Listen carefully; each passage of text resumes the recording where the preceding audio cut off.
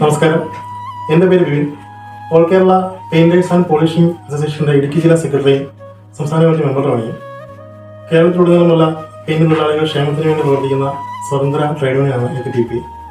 നമ്മുടെ സംഘടനയിലെ മെമ്പറും വർഷങ്ങളായി പെയിന്റ് തൊഴിൽ ചെയ്ത് ജീവിക്കുന്ന ജോയിച്ചേട്ടനാണിത്.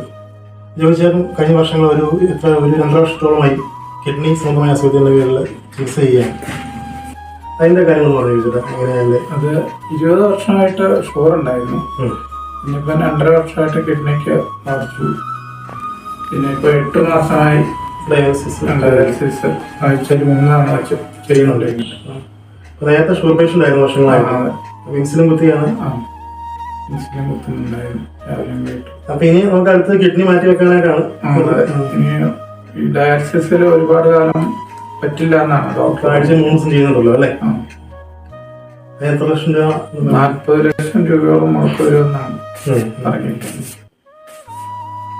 സുഹൃത്തുക്കളെ, അപ്പം വളരെ നിർധന കുടുംബത്തിലെ അംഗമായി ജോയിച്ചേട്ടന് 40 ലക്ഷം രൂപ എന്ന് പറയുന്ന ഒരു വളരെ വലിയ തുകയാണ്. ആളുകൾ ഒരിക്കലും ചിന്തിക്കാൻ പറ്റുന്നൊരു സംഖ്യയാണ്. 2 മക്കളും ഭാര്യയും പിന്നെ പ്രായമായ അച്ഛനുമാണ് ആളുടെ കുടുംബം. മക്കള് 10ലും 7ലും പഠിക്കുന്നു. അപ്പൊ ഈ വീഡിയോ കാണുന്ന എല്ലാ നല്ലവരായ ജനങ്ങളും ജോയിച്ചേട്ടനെ സഹായിക്കണമെന്ന് അപേക്ഷിക്കുകയാണ്. ഇതുവരെയും ആളുടെ ചികിത്സകളും കാര്യങ്ങളൊക്കെ നൽകുന്നത് നല്ലവരായ കൂട്ടുകാരെ നാട്ടുകാരെ സഹായങ്ങളൊക്കെ തന്നെയാണ്. അപ്പൊ ഈ വീഡിയോ കാണുന്ന എല്ലാ നല്ലവരായ ആൾക്കാരും ആളെ സഹായിക്കണമെന്ന് വിനീതമായി അപേക്ഷിക്കുന്നു. അടിയന്തരമായി വൃക്ക മാറ്റിവെക്കേണ്ട സാഹചര്യമാണ് നിലവിൽ ജോബിക്കുള്ളത്. 40 ലക്ഷത്തിലേറെ തുക ആവശ്യമായ സാഹചര്യമാണ് ഇപ്പോൾ ഉള്ളത്.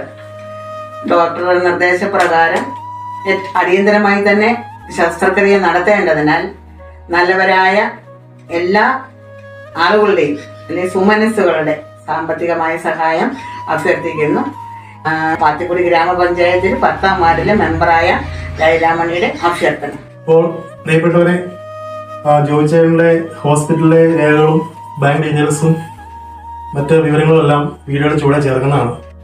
ഈ വീഡിയോ എല്ലാവരും ആളെ പരമാവധി സഹായിക്കണമെന്ന് വീണ്ടും അപേക്ഷിക്കുന്നു.